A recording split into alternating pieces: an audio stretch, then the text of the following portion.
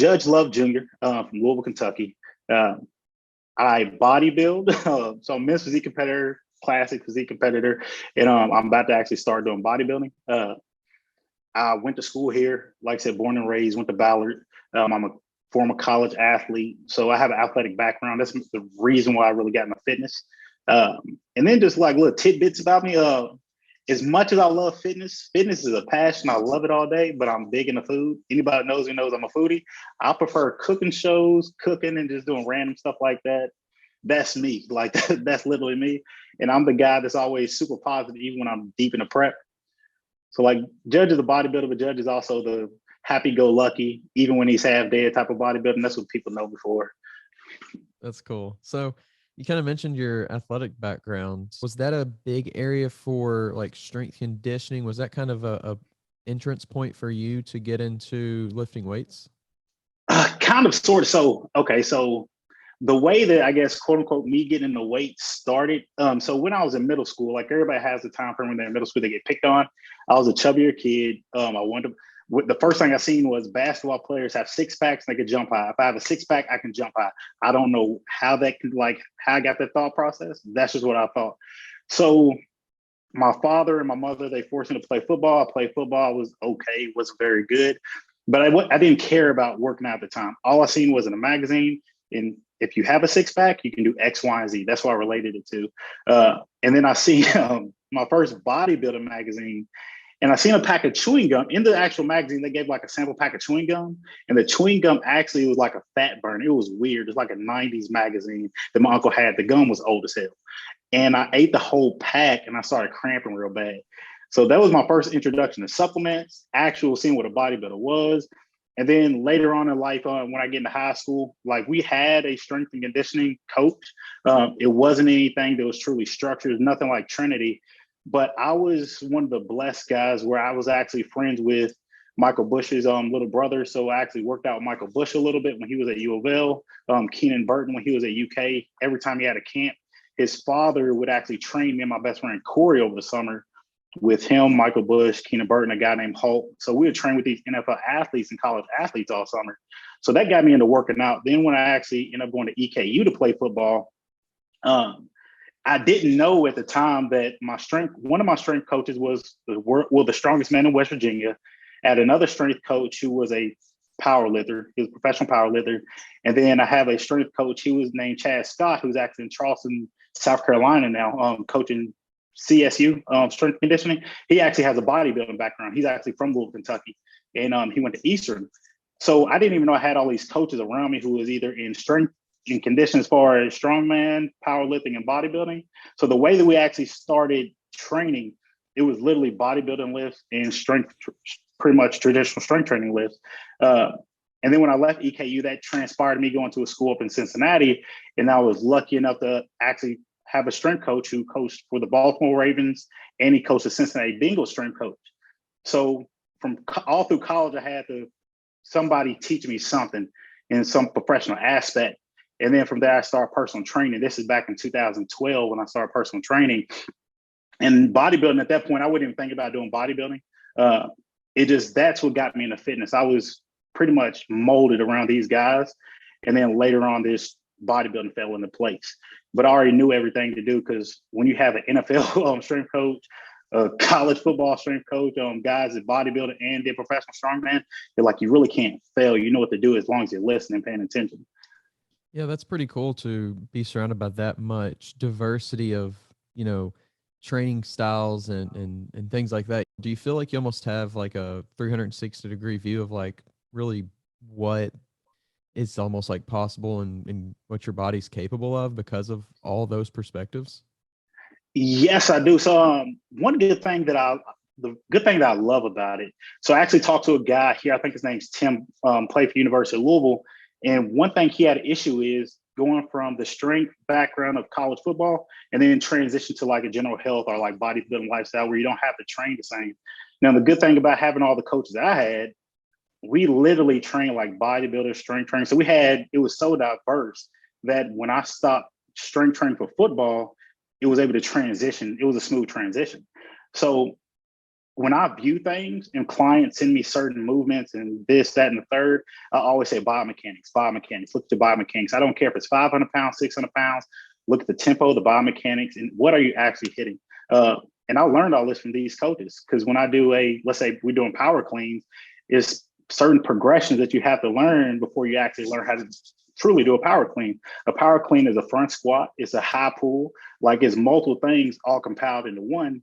And I'm able to transition that in the bodybuilding world and when I see my clients. So I was honestly a lucky one, because most of the guys that I work with now, they don't understand it. They don't understand the diversity. With strength training, as far as power lifters, is dang near the same as a bodybuilder. The only difference is, okay, what's the set? What's a range of motion? What's the sets and reps? That's what changes. The tempos, accessory lifts, auxiliary lifts, refinement movements. All those things I was forced to learn, because that's what our coaches want us to look like bodybuilders, also while being just as strong as half the power lifters within the school or within most of these universities we played against. Do you feel like once you got into bodybuilding, like how do you feel that kind of diversity of knowledge, do you feel like it almost like increased or I guess decreased your time it took to, achieve certain things that other people might have taken longer? Yes, it did. So my first ever show, I looked like trash. Everybody's first show, they're gonna look either great or look terrible. My first show, I just looked trash only because I didn't understand the diet aspect. It was certain markers I was missing. But as far as training wise, my training partner now, my coach, will always say, "Judge, train smart. Judge, train smart." This is just the way I train. So I was able to pack on a crazy amount of muscle in a short time frame, but then I had to learn, okay, I need to back off a little bit, because what I'm doing is pushing me out of category. So it helped me put on the muscle I needed to develop within the sport. But then at that time I had to ask, okay, so I need to relearn what I'm doing, because even though I can put on muscle, always putting on muscle isn't going to be more beneficial depending on the category you. So the first 3 years, I was setting myself a failure, because I was getting on stage to 201 pounds, 203. Why am I 201 pounds or 203 pounds when the guy who just won the Olympia is 185 and I'm an amateur? It just doesn't make sense. Logically, it doesn't make sense. So I need to back off, reduce my training, and then focus more on conditioning. And then switching the bodybuilding, the training aspect helped me out a lot, because I understood what my body can do as far as if I lift heavy, if I increase the volume or if I decrease the volume. Also understood what my body feels like when it has an extreme amount of inflammation. So some things, a lot of athletes don't even realize certain biomechanics, what they're actually hitting. They feel a muscle doing one thing, but is honestly doing the complete opposite. I was able to learn that a lot earlier. So now if you watch me training, it almost looks like I'm not doing next to anything, but I was able to learn my body well enough to where I can adjust through the year. So each year I do something a little bit different. And then I have to go back to my roots to figure, okay, I know if I want to develop a better back, I can do these type of deadlifts, or I can do these type of bent over rows. But if I'm going to do this, okay, what's the rep range I need to have? And is it going to be time and attention I need to focus on with lighter weights? So those are things I had to learn. As far as refinement wise, I had to learn over time. But as far as actually developing my physique to put on more mature muscle, that's one thing I learned from my coaches years ago. And it helps a lot. And people don't even realize how much it helps, because a lot of athletes don't know how to train. They come to the gym, they say, okay, I need to hit shoulders. Okay, which head? Some guys say I need to get bigger bicep. Okay, which head of the bicep? Are you going to do hammer curls, alternating bicep curls? What are you going to do? So it did help out a lot. But I still have to treat every year as if I'm brand new too. So I have to go back to what I learned previously. Think, okay, so this didn't work for me last year. This didn't work for me 6 months ago. Let's try this. Let's try to learn something a little bit different, and then see where I can go from here. And do you feel like you were ever at that point where it was like, I'm working super hard, but I'm not maybe working as smart as I could be? Yeah. So that goes back to 2016. 2016, that's when everybody say, be careful, watch what you're doing. Because at this time, I was trying to front squat 500 pounds, deadlifting 600 pounds. I'm pushing all this weight. Why aren't I looking the way I'm supposed to look? Well, you can front squat all freaking day, but are you really stimulating what you need to stimulate?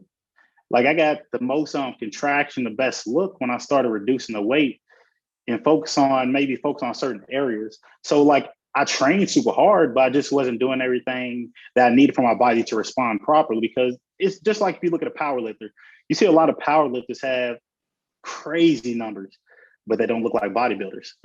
Like their diet, like you can use Thor, for example. Thor I don't know how to say his last name, Beyonce.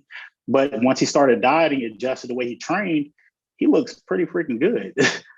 So it's certain movements I had to stop doing because it was actually holding me back. Yes, it helped me put on muscles, but it didn't make me wider. It didn't make my sweep look better. It didn't create more detail in my quads. It didn't make my hamstrings pop. It can make you look better, but it didn't refine my frame. Bodybuilding is all about refinement. And I think a lot of people don't realize how much refinement you have to do, because you can put on all the lean tissue you want, but if you don't know how to actually shape it, then it's not going to do anything for you. It's counterproductive. Tell us a bit about how you actually got into bodybuilding. That is a funny story. So in 2000, I think it's 2012 or 2013, is whenever American Ninja Warrior first came out. So it was a guy, he was probably about like 5'2", 5'3", big arms, older guy. He's probably like 56, 60s maybe at this time frame. He comes up to me like, yo, you look good. You should do American Ninja Warrior.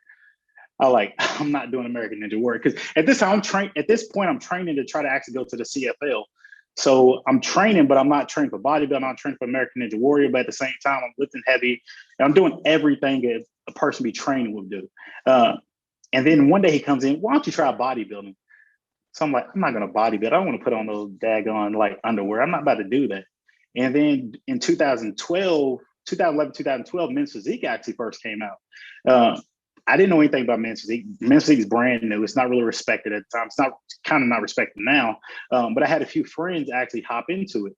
And these guys, they related to me because they just finished their college football career. They wanted to go to the NFL, didn't go to the NFL. So let me just try to see what happens. And they did their shows. And then so first thing I did, I reach out to them, ask, what was it like? And they said, oh, you just diet real hard and you just lift some weights. I'm like, okay, it's pretty much, that's all football players do. I can do that. I'm done with football at the time. Let's try it. But before it was just a conversation at that point. So for about 6 months to about a year, this old man, it always kept switching. Ninja Warrior, bodybuilding. Ninja Warrior, bodybuilding. Every time you see me. So then I looked up I found a documentary. It was in regards to my friend Kevin, Kevin's like my best friend. We pretty much train all the time together. I seen his documentary. I don't even know Kevin at the time. And I'm like, so if I'm going to do this bodybuilding thing, I need to find a coach. I need to figure out who can I contact. So I seen Kevin's documentary. It looked good. Like, okay, I can kind of do it. It's no problem. So after I see his documentary, I contacted a guy named Larry Jackson. Larry Jackson didn't respond to me. So I was like, okay, so X that coach out. I contacted Kevin directly. Kevin didn't respond to me. So I X Kevin out. And then within the same video, I see my coach I have now, Steve. So I contact Steve, and Steve like, okay, well, when you move back to Louisville, we can actually meet. I train all my clients at the factory, and we can go from there. So it had to be after contacting Steve, I did a pivot. Like I literally did a whole entire career change. At this point, I was in Cincinnati. I was successful with training. I was making a significant amount of money just training people, but I wanted to compete. This is what I want to do. I had to find something else outside of football, because football is done with now, and I needed to do something, because that's just always, I needed to be competitive. That's just my lifestyle. So I applied for a job at a attorney office called Rawlings Group, and I became a subrogation analyst. And I have a background in criminology. So they literally it was like a blessing in disguise, because right after I sent them my resume, they called me back in 24 hours. They gave me a job. They literally gave me a job contract and an NDA a week after contacting them. I signed it and packed up everything in my apartment, moved back home, stayed on my mom's couch for a week, met with Steve at the end of the week, gave Steve my down payment. And then January 1st of that year, I moved back home. We started prep. And then we did the show that I'm prepping for now. That was our first show, the Derby Fest of 2016 at that time. So it was a good amount of years between there, a lot of conversations, but I pulled the trigger at the end of 2015. And then that's literally all she wrote. Stay with the same coach, been progressing each year. And then that's how we got to bodybuilding. I see you on Instagram as a lot of times you're wearing on your posts like a LeBron James jersey. Yeah. What's that about? Tell us a little bit about that. So LeBron James is my favorite basketball player. But I have a lot of respect for LeBron as far as what he does off the court and what he does on the court. A lot of people just don't like his antics. But I thought LeBron, like when I was in middle school, LeBron was in high school.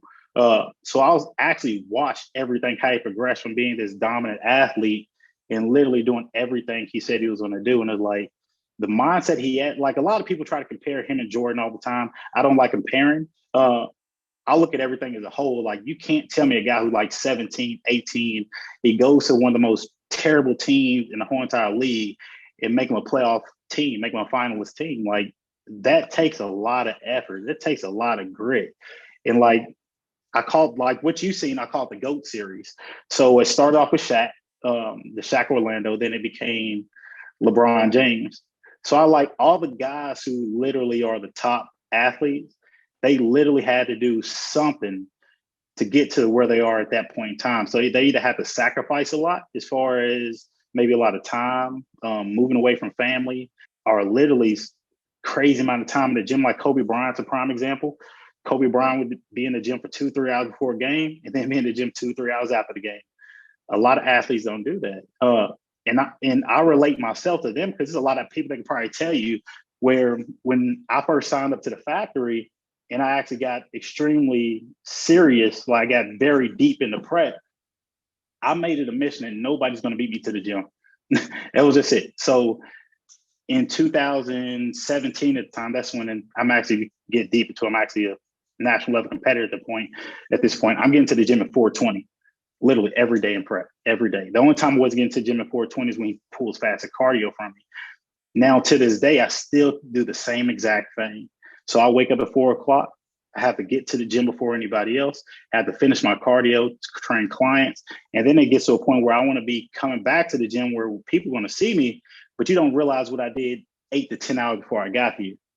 That's the difference between Kobe Bryant, LeBron James. It's a lot of stuff that you would never see and they never talk about that makes them who they are. And then you wonder, okay, how can you do X, Y, and Z? I train just as hard as him. No, you don't. It's 6 hours out the day you don't see. It's just like Elon Musk and like all these great people on Wall Street.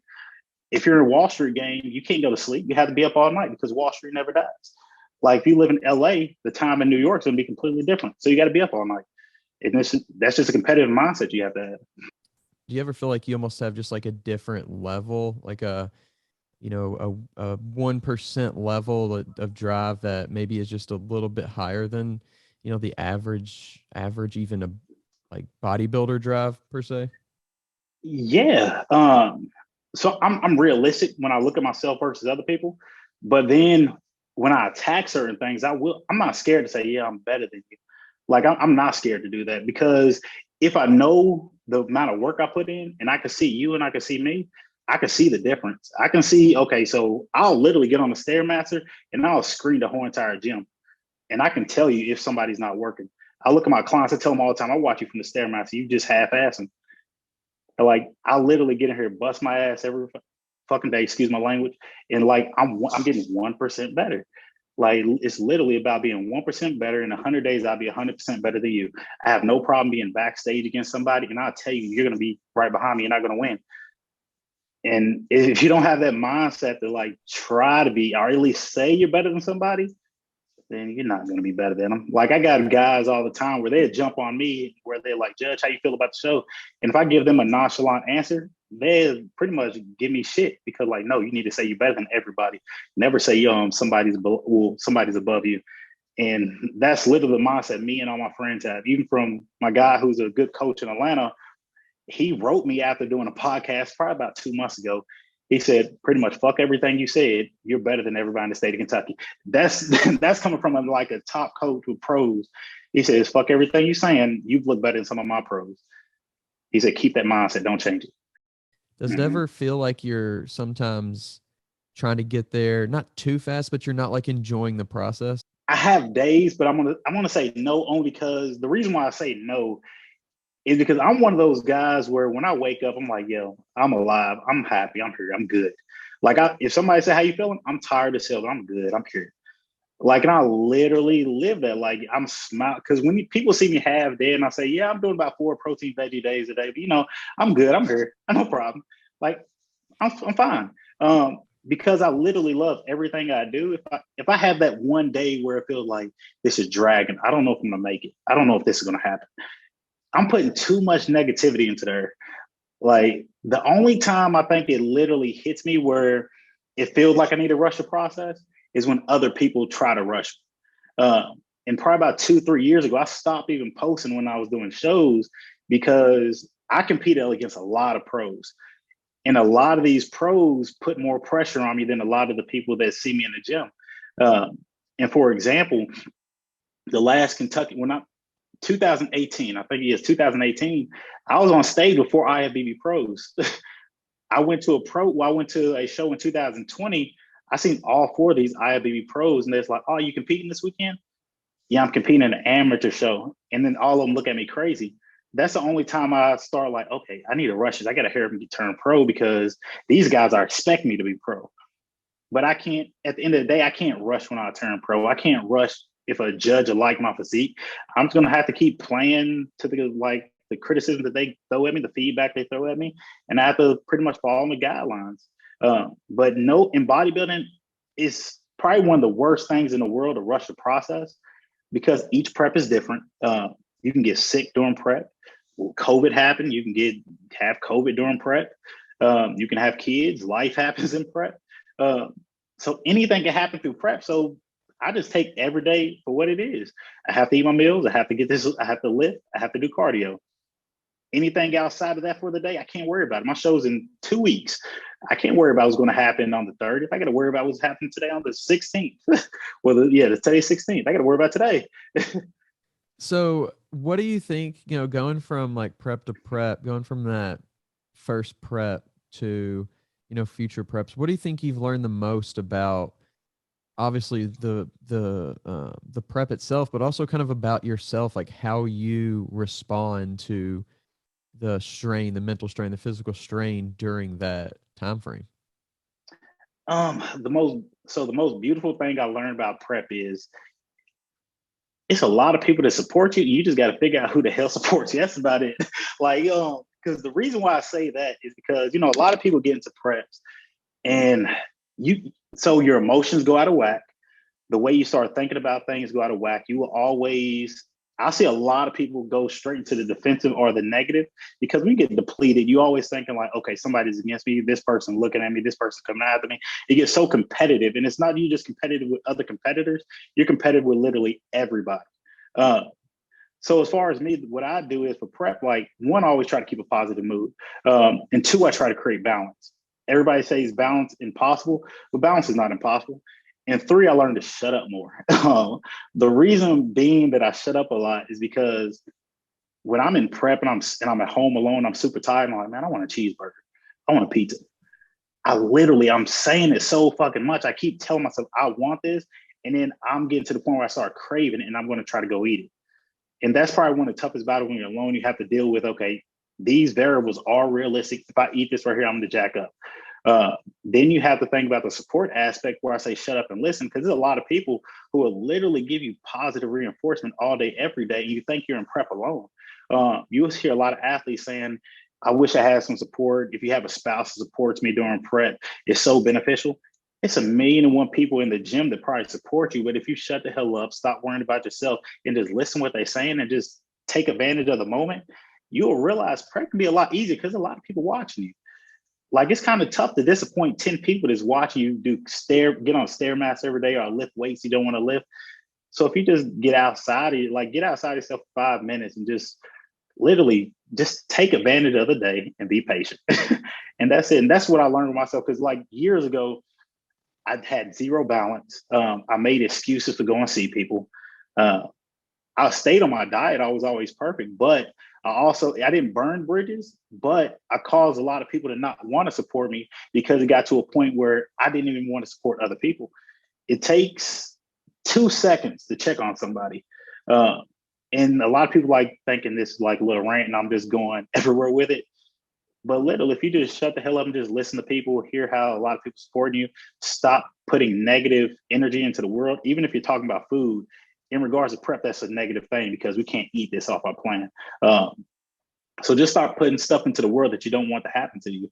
And it'll take you a long time. Each prep I have to keep doing those and reevaluating things and putting new goals. It could be a daily goal. Okay, don't do X, Y, and Z. Always think positive. Like shit, every day I say positive fucking vibes only every day on Instagram. And it's because if I'm pushing that into the world, like everything's falling into place for that day. So I have to do it every prep, and I have to remind myself every prep. Literally every day I got to remind myself. Yeah, it seems like there's almost this like balance between like turning off your own almost free will in a way, like just following exactly what you should be doing. And then kind of like you're talking about there at the end, like almost going from like super robotic to almost superhuman, like being there, being listening and being attached to other people, it's such a weird kind of thing you have to do at the same time. You have to be this like robot kind of do that, just following orders in a way, as well as like staying staying human at the same time. It seems like that would be super challenging. Yeah, it's tough, but so the way I view it, okay, so if you're deep into a prep, a lot of people are like, okay, I'm deep in prep, I want to stay home. If you're going to bed at a good time where you're getting 8 hours sleep, okay, have priorities. Sleep's your priority. So just leave a little bit early. No problem with that. If you go into a family function, you can still go to the family function, do your training and cardio early, bring your own meals, and still enjoy family. So I see a lot of people who are robotic, and then with them being robotic, they don't want to actually enjoy life. Because that's the one thing I see about prep, where a lot of people get upset and then they start talking bad about the sport because they don't know how to enjoy life. There's such a robot that they can't reward themselves just a little bit. That reward doesn't have to be like freaking eating some food. Like go outside and walk. Like go to a movie. Every week I go to a movie. I am not a robot because I have to have some type of human interaction. It's like go crazy. I just have to. Going from sports like football, where it's, I don't want to say, in a weird way, it's more under control and it's less under control. How did you adjust to like not being able to control almost the outcome to the same degree as a sport like football? So you really can never adjust because bodybuilding is so subjective. And with it being so subjective, only thing you can do is, okay, what are the criterias? And then from there, you have to learn, okay, so I understand the criteria. Okay, what region am I going to compete in? Which a lot of people don't even think about because regions do matter. And then once you pick the region you want to compete in, you have to think, okay, which judges are judging that region? Because it's all a factor. So when I played football, we did a scouting report every week. So we did 4 weeks worth of training. We focus on this particular team. I treat that same type of philosophy in bodybuilding. So when I compete, I know I have a bigger frame. I know the judges who prefer bigger frames are going to be Steve and Gary. Steve and Gary literally are going to control this part of the region, the east part of the region. And then I'm going to think, okay, so which national shows do I need to pick where either Steve, Sandy, Gary, or one of these judges who may like a bigger frame are going to judge me fairly, and I don't have to worry about spending X amount of dollars. So, okay, let's stay in this region. These judges are going to judge X, Y, and Z shows, and these shows are all going to be within a certain radius. So I use all these factors. So I'm still staying within the criteria they want. So once I stay in those criteria, then I'm thinking, okay, within this region, I know that all the guys are going to be kind of my size or close, like either my size or close to it. So I'm not going to be too far off. So I'm going to be within those criteria. And then I'm looking at the judges. Okay, these judges love this type of look. So now I just got to match condition with that look. So I'm going to game plan it. I'm doing like literally a football game plan. Now, if I was going to a different region, I'll do the same exact thing. I'll research the West Coast. And when you research the West Coast, it's going to be smaller frames. So that means I'm going to have to diet down a little bit longer, which I don't want to do. So I'm going to stay on the East Coast. But if I have a guy who's a smaller frame, I'm like, okay, I'm just going to send you to the West Coast. They'll like you over there. So it's a lot of things you can't control. But if you pay attention to the sport enough, then you will know exactly how to maneuver around. So that way you can get judged fairly. Because for example, I'm doing the Derby. I may get faulted for being too big for men's physique. But if I did the Kentucky Muscle, I won't because it's a pro-am. It's a pro and amateur show. So it's going to be pro judges and amateur judges where they judge the amateur level, but they're going to be judging me as a pro athlete to a sense because they're literally judging pro athletes. They're going to see this guy like, oh, he should be a pro. Let's mark him a little bit higher. If it's just amateurs and I get a guy 50 pounds smaller than me, it's like, okay, that's a sore thumb. I don't like it.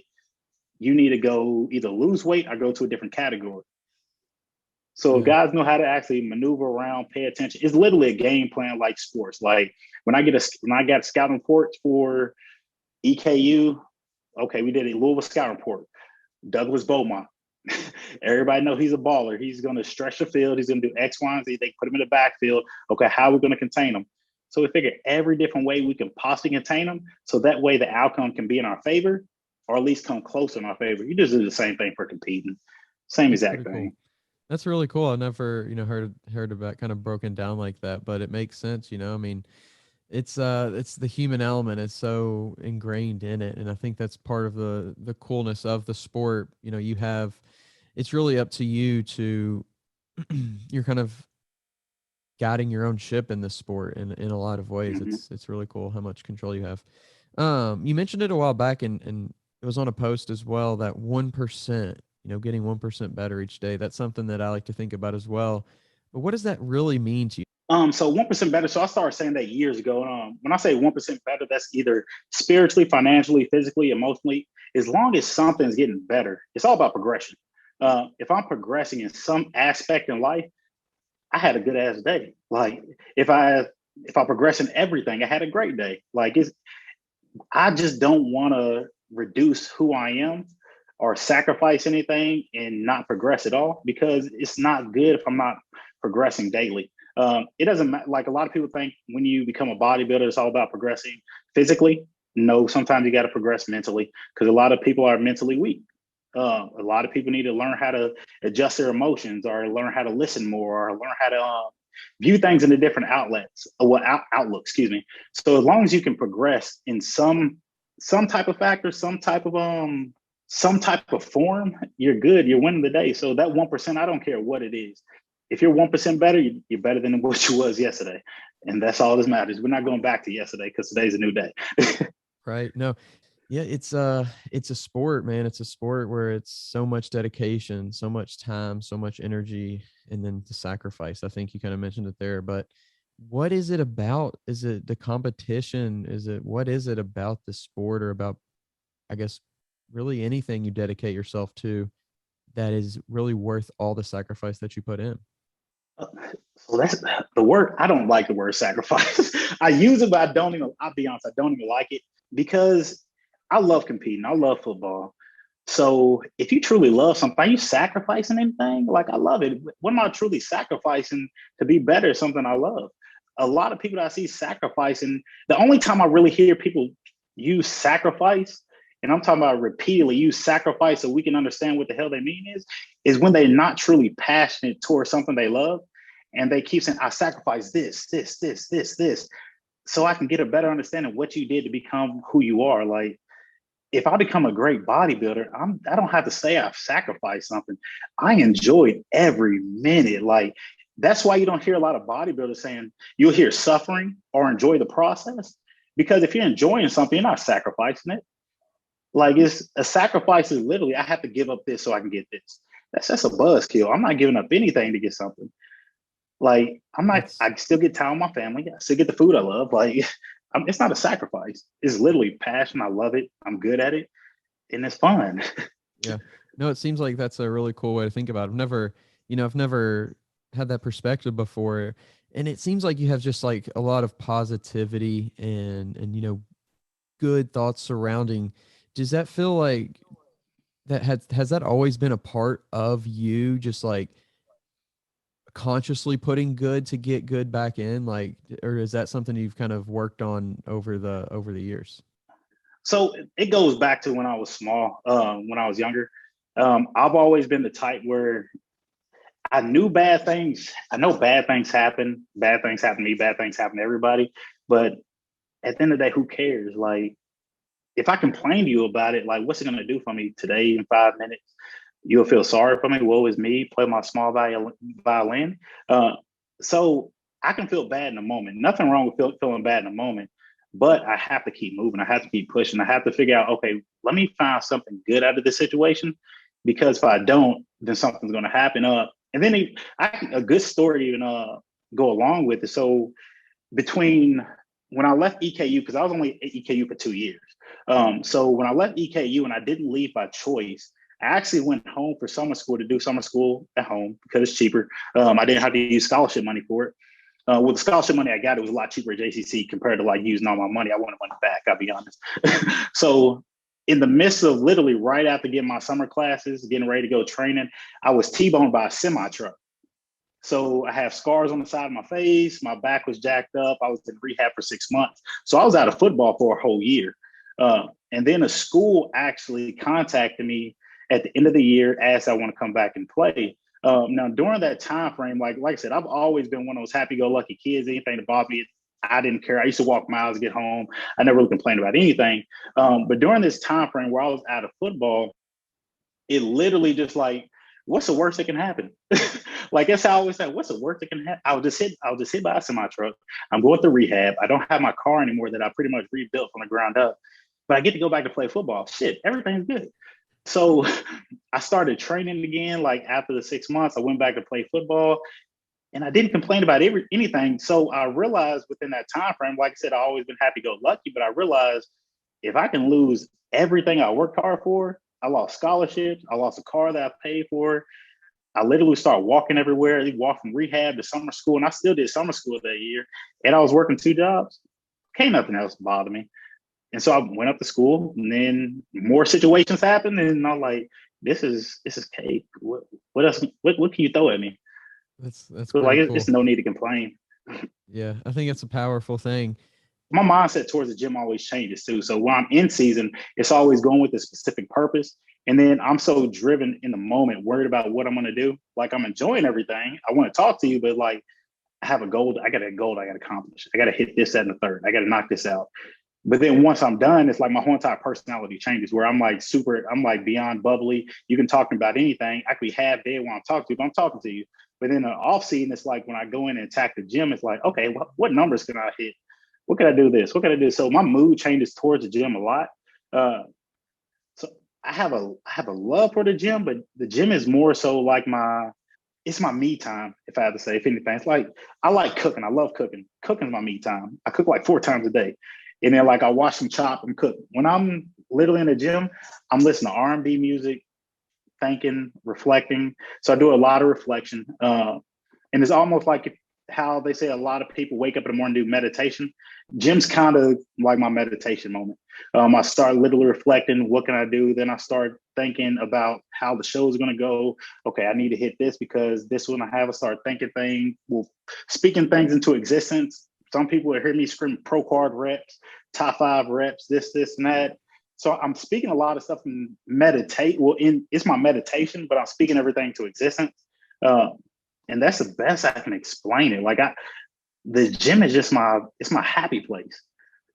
Like it's just my happy place. It calms me down. You know, you ask somebody that doesn't work out, hey, do you want to go work out? And it's like, oh, this is such a terrible experience. They don't want to do it. But then for people who like go and work out regularly, it's like what you just said. It's fun. It's meditative. It's like this therapeutic time. You come out the other end and you're just like feeling so much better than even before you went in. I wish a lot more people actually viewed the gym that way. And I think it slowly is becoming that way because a lot of, health situations within the past 2 years everybody's been dealing with. But everybody has a happy place. It's crazy. Like you have a lot of, like my guilty pleasure is the gym. Some people's guilty pleasure is eating food. Like everybody has a guilty pleasure. This is just one of mine. I know a lot of people where if I look at some of the things they do as far as therapeutic and their meditation, I may find it as, it's kind of weird. I probably wouldn't do it. But then I'm also the type like, let me try it before I actually speak on it too. I think a lot of people need to change their mindsets as far as like just trying things before you actually say it sucks or say you don't like it. Because a lot of people will say, one quote I heard, and I may butcher this quote, they said most people won't be passionate until they become good at what they're passionate or end up making money in regards to what they're passionate in. Because before you find passion, you're pretty much going to hate what you love.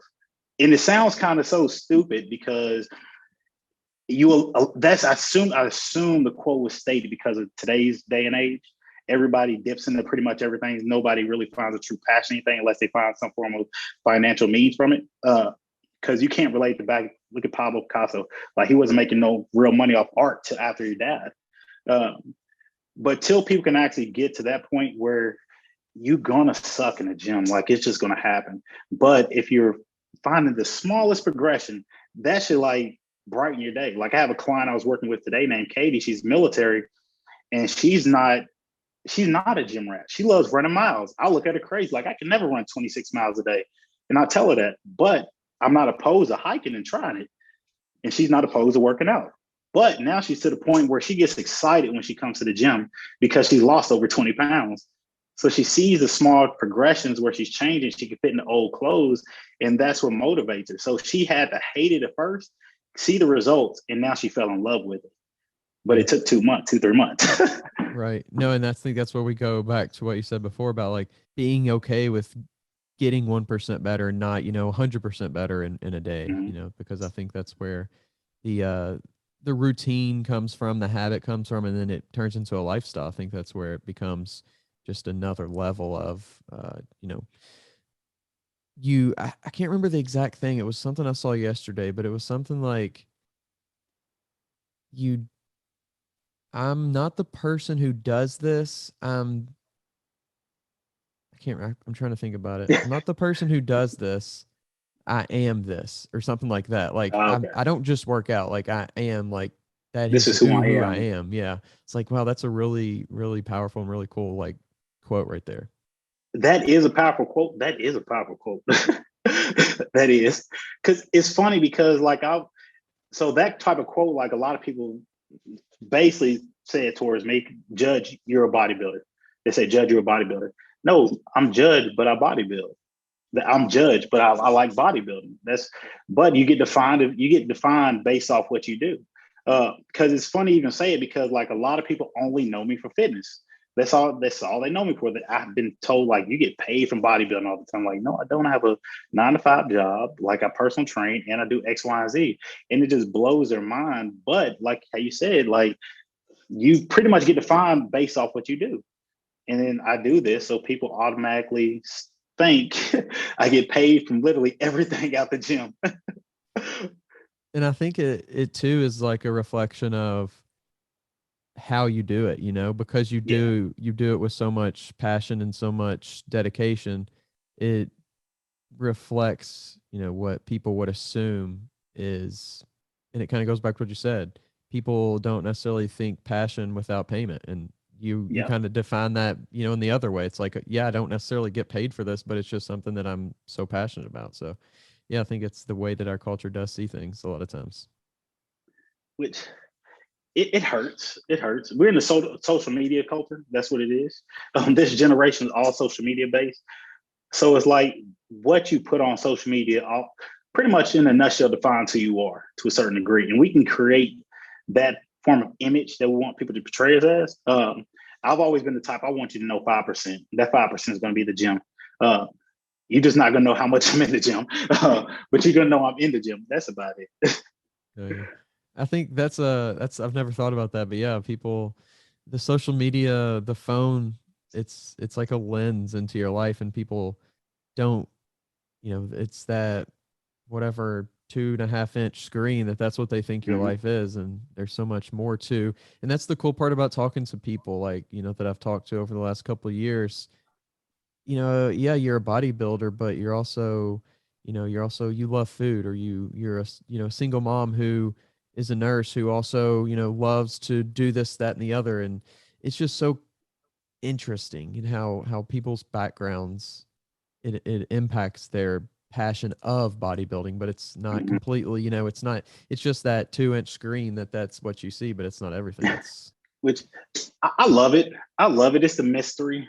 It's the mystery, like actually getting to know people, which is a lot of people. A lot of people miss it. Like it's the interaction with a lot of people is suffered a lot, especially within the last 2 years since COVID. Because a lot of people didn't get interaction in 2020, 2021. So all we had to go off of was social media to see what everybody's doing.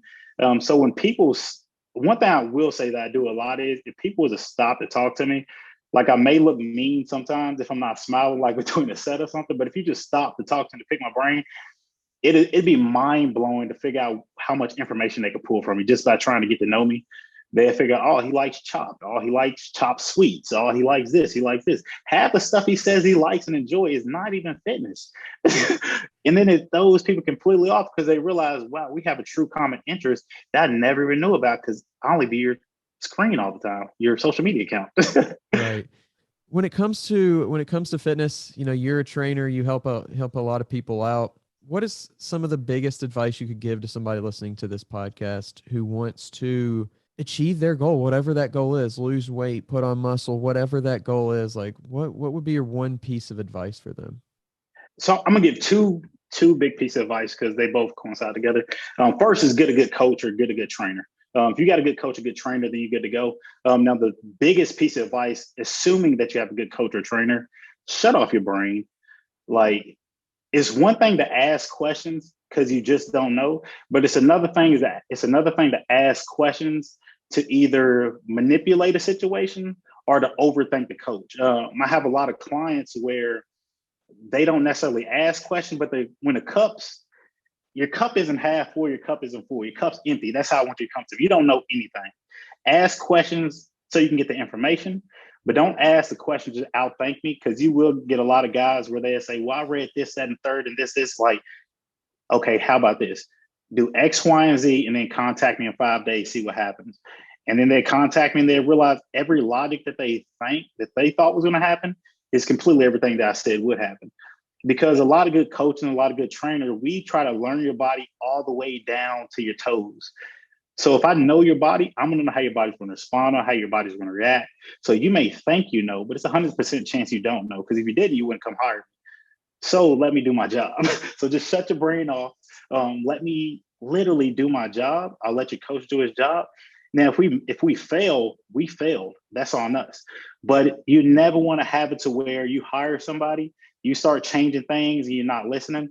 It isn't on the coach at that point. It's 100% on you, and you have to take that responsibility. Which I have a lot of athletes where they will question, and I'm not talking about the question where they're trying to get the information. They're doing a question where they read 5 different forms from 6 different bros, and none of these bros have ever worked out. None of these bros, they just know all drug protocols. So they think that's the end all be all. They're going to listen to that advice, and it doesn't work that way. It doesn't.